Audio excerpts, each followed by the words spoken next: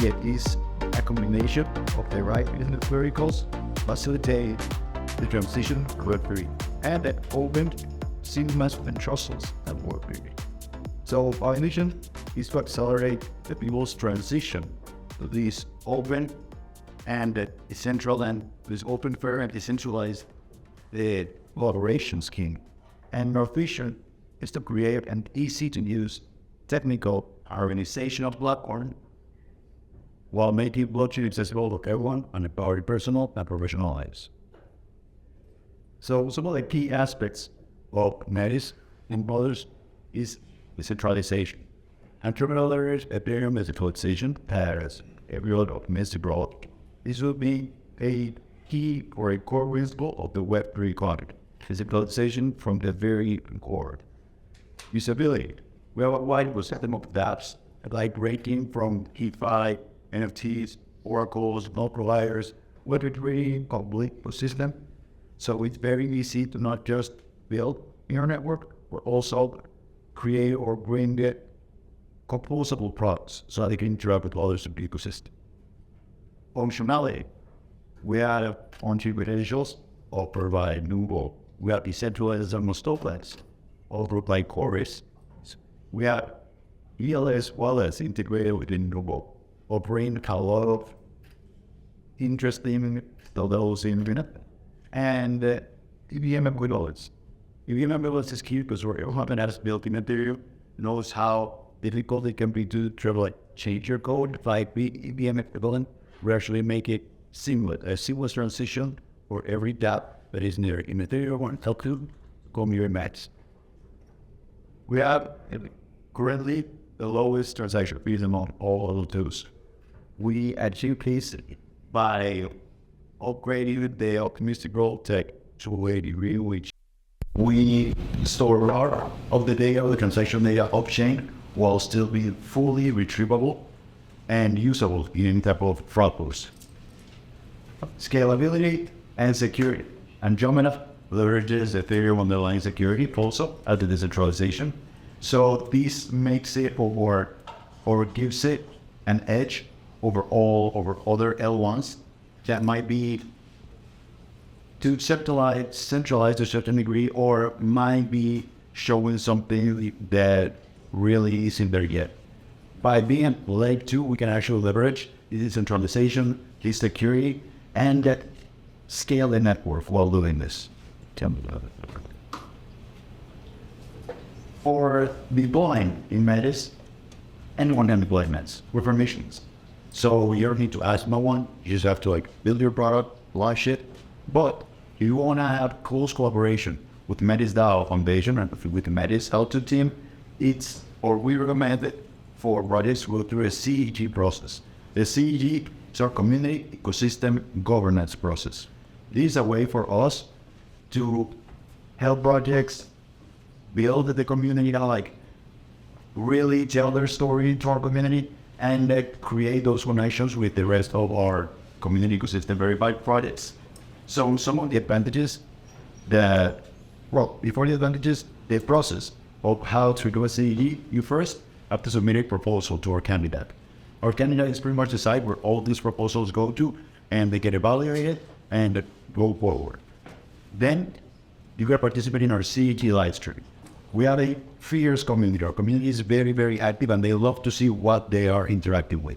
So we created this space or these live streams as a way for teams to be able to really communicate with our community and telling how is that your product is bringing something special, what is that your product is really doing, and how people can really take advantage or leverage these benefits. It's not your boat, is the community. So why, another reason of why the live stream, because you can have a Snap Your Boat right after, right after the live stream. And it's important, this live stream facilitates that connection that we just talked about. And of course, if you want to have this closed ties, these knots with the MetisDAO Foundation, with the main projects of the ecosystem, we highly recommend to engage with the community, participate in this type of creating the Snapshot Boat. Every project or most projects that actually come give a clear messaging of what they're building, how they can benefit the ecosystem, or how people can leverage their use cases or their benefits. Like most of them passes. So our community is very receptive, very fierce, but very receptive. So I would recommend and suggest everyone to come and give it a try. After becoming a community ecosystem verified product, then we can start with some of the benefits like marketing and promotional support. We offer for whenever complete the project, or whenever they have like solid announcements, like big announcements coming out, we can have Twitter spaces, we can give them Twitter support, we can also create or building specific narratives and how these can help build our vision on the ecosystem. So we're committed to helping our projects grow. We are firm believers that for the ecosystem to grow, like the project's gonna grow. So it's a two-way street, and we're completely committed to helping our projects grow. And of course, though I already kind of covered this, connected with the Metis ecosystem, not only with the community, but with the rest of the projects. We really encourage the building of composable products in our ecosystem, products that can really interact and be built on top of their existing products or projects. This way, everyone gets benefited, and like the impact is amplified. Needs to be first. There's some of the use cases that we just went over, like tax, which are decentralized autonomous companies, Web2, or Web2 transition to Web3, gaming, NFTs, metaverse, centralized apps, decentralized finance, DAOs, launchpads, realizing, and tokenization as well. So now, Nuvo. Nuvo is the second vertical of the Web3 economy and the second part of this story. First part of the story was Metis, which is this base layer for the Web3 economy that we're building, which provides the right or the adequate scalability and features for other products to be built on top. This will be the second vertical, which is an on-chain credentials platform. Nuvo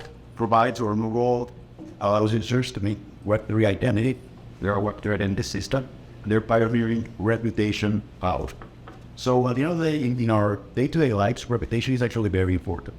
Like for example, if I change my name, my credit score per se, like won't change. But if I change my habits, if I change what I do on my day-to-day, my credit scores might change. So it's the same with reputation. If you have a good reputation, you can get access to a lot of things that you wouldn't without this reputation, and vice versa. So by accumulating or by enabling these on-chain credentials, we bring a lot of functionalities that were previously only available for Web 2 and now available in Web 3.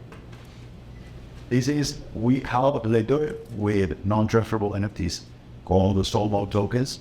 The concept was popularized by Vitalik around April of last year, where it become like a huge state in mainstream for those that are that familiar with it. It's a way for people to owning their own credentials. For example, like if I am an Uber driver and I've been building my credentials for years now, what happens if I get in a fight with Uber and they just delete the app? I lost all my credentials. Say for example, if I have been building my reputation in a Discord channel, a Discord server, and being kind of like a lot of outlook, a lot of kind of like popularity, a lot of people are following me, they know how good of a community building and kind of like skills I have. But if I end up losing my profile, everything, or not even if I go to another community or another server, like all these is pretty much gone. Like I start from zero again. So it's not only that the data isn't yours in Web 2, it's not even portable, it's not composable. So here in Web 3, it's a way for you to own that data and also to be able to port it from one place to another, because this data, this reputation, can be useful for you in several places, several apps, or even different chains. So you can also showcase this reputation power obtained through achievements, through contributions, through engagement, and that you can showcase this reputation power with these NFT badges and through your Nuvo platform, which can also enable access to different things. We're gonna go into that in a second. But it's a way of creating your own chain credentials, showing your own chain credentials, and actually owning your chain credentials. Right. Okay. So, like we said, this is they're non-transferable NFTs, so sold on tokens, and they enable a lot of functionalities that were previously only available for Web2. Coordinated strategic behavior. For example, quest and event gamification, sold jobs for people that have or only meet specific criteria. Let's say only the ones that have a badge of, like the ones who have a badge of Metis Buidl Hour. And then with this badge, we could later do sold jobs. Not all like, there's always been this concept of pair jobs or pair dropping tokens, but also it will be, and now it's enabled to also pair drop different types of credentials or permissions that will bring you or facilitate other types of interactions or benefits in the future. Knowledge governance, that's one of my favorites, if I'm honest. Like all organizations nowadays, blockchains, DAOs are built in a way in which both don't go to the highest contributors, but they go to the highest bidders, because this is all coin based. So at the end of the day, who has the bulk, like who can make the bigger fees, or what the highest bids, the people with the deepest pockets, which are whales. So we're steering away from decentralization and coming back from centralization by having a coin governance data structure. By having this contribution base, or by introducing it to this contribution based governance, we're finding a fine balance between investors, between contributors, between all the key parts of the ecosystem that are bringing value. And we are making sure, or ecosystems can make sure, that all these people that are the people that have skin in the game and will look out for the ecosystem's long-term health and sustainability. They also provide a middleware. Number one, this allows kind of like this number one that allows them for account abstraction, for wallet upgradability. They allow for pretty much many of the things that will be included in the account abstraction spec that we'll know for Ethereum. So this is very useful for users and applications, not only because of these the upgradability or kind of like account abstraction, but also they can subsidize transactions for users in different apps. For example, in gaming, this would be fantastic. Like one of the main things that don't allow Web3 gaming to provide that UX that you kind of like Web2 gaming can, is the fact that we always have to be kind of like approving transactions or approving contracts or doing stuff that is just out of the ordinary, it takes you out of the gaming experience. So if gamers or game producers wanted to bring this Web2 experience to Web3, they could do it through this type of features. And also wallet upgradability and the community recovery. These are features that will make just the whole Web3 experience way more seamless for people that may not have years to spend in learning or trial and error with how to navigate Web3. And yeah, well, I discovered the account abstraction where the ally is going to allow for gasless transactions which would be subsidized by a specific DApp, or wallet upgradability, centralized key management, and much more. Third vertical. So this is the third part of the story. Okay, we're going well. Core is that it's a framework for open and centralized collaboration. So Core not only facilitates this onboarding of Web2 to Web3 by bringing structure to organizations, but also they can facilitate the transition from a DAO to a DAC. What will be the difference? Like we said, structure and a lot of functionalities that weren't available previously for DAOs. So DACs are decentralized autonomous companies. They are the same concept of a decentralized autonomous organization, but with functionalities that allow you to contract people, utilizing is the key part. Utilizing that on-chain reputation, they can make decisions based on contacting people. They can make decisions, or they can assign tasks. They can do payments management. They can do a lot of things that we'll see in a minute. But the idea is to finalize that circle or that vision. Is that last part that finalize the vision of the Web3 economy and how all these pieces really go together, kind of like all together for the broader vision. Same, yeah, all this. We're finishing the grow address. And yeah, like we said, contracting, managing and sourcing contributors to assist with the management operations of the organization, treasury management, management of multi-sig controlled treasury with multiple customizable body strategies to manage funds, task management that we're talking about, manage which contributor gets assigned within the DAC, including visibility of tasks. And I love the fact, I'm repeating it, but I love the fact that these are all kind of like this composability that we're talking like minutes ago. It's happening here. Not only by these persons being able to leverage the benefits of the layer 2 as the base layer, but also now Core is being able to leverage all the benefits from Novo and its on-chain reputation to make these informed decisions. And the payment management to be performing custom payroll operations for task-based payments or streaming salary payments. These are the three verticals that are currently were being incubated, are still being relatively incubated, but these are the three verticals that are live. The base layer, on-chain credentials, and a framework for open and decentralized collaboration. All being together forms a framework for open, decentralized, and trustless collaboration, which is very important. For the 2023, it's not complicated what we're doing. Looking to develop this multi-layer solution set for a Web3 economy. These three pieces that we just mentioned complete the circle, but so just the first three. They're still coming. Decentralization is another one that we are really interested in and comes hand in hand with the first one. Why? Because by creating this multi-layer solution for a Web3 economy, like this solution stack, we are bringing, or if we're creating it, because we are bringing to life all these key pieces, all these layer 2, this on-chain reputation, these framework for open collaboration, and these also meant that the economics or the system, the governance in Metis is decentralized. And the user experience, which will be improved also by certain announcements that will be made soon, and by implementations as the one that Nuvo One did for account abstraction. This is the construct. This is how these pieces fall together. The infrastructure layer that we're talking about, if you can think of it as a floor, the platform that gives ability to everything else. Nuvo Cert providing Nuvo One middleware and on-chain credentials.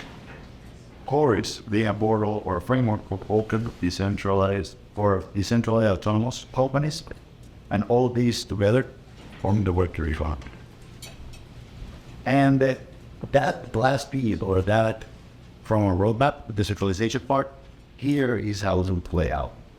DACs are going to be a key piece of Metis, kind of like of the Metis, because open collaboration, like what facilitates for business, like open, decentralized, and trusted like business.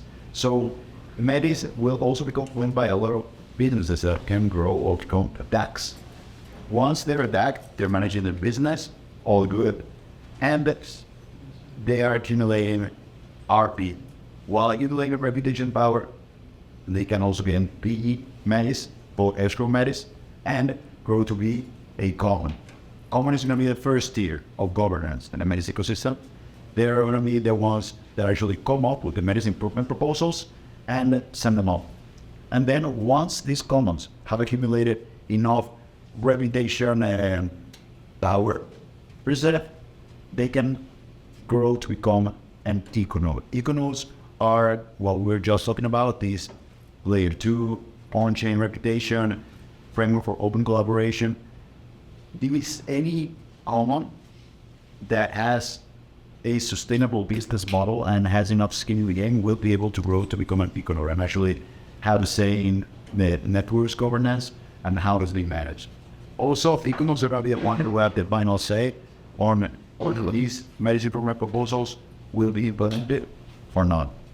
And it's done this way to assure that the people that is going to be making the final call is the people that have the most skill in the game and won't act in only their best interest, because their best interest is the best interest of the network.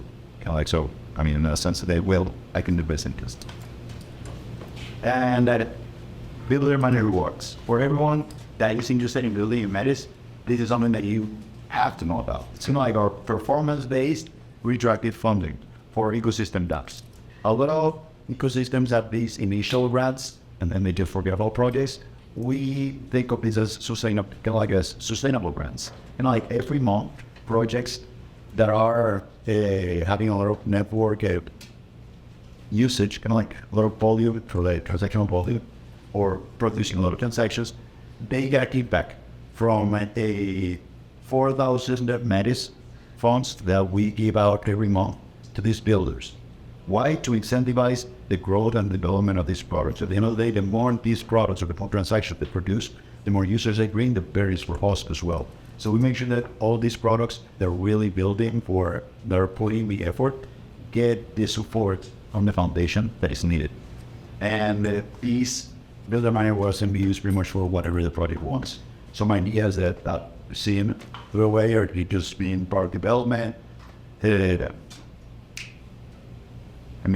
and strategic. These ones show me about yield enhancement, treasury growth, marketing and promotional support, all these things that would require capital or not from the budget of the project, but can be covered just by these sustainability grants or performance-based retroactive funding for projects. And after that, that's pretty much it. This is Metis. This is the vision that we're building. Open framework for open, trustless, and decentralized collaboration, bringing Web2 to Web3. Thank you.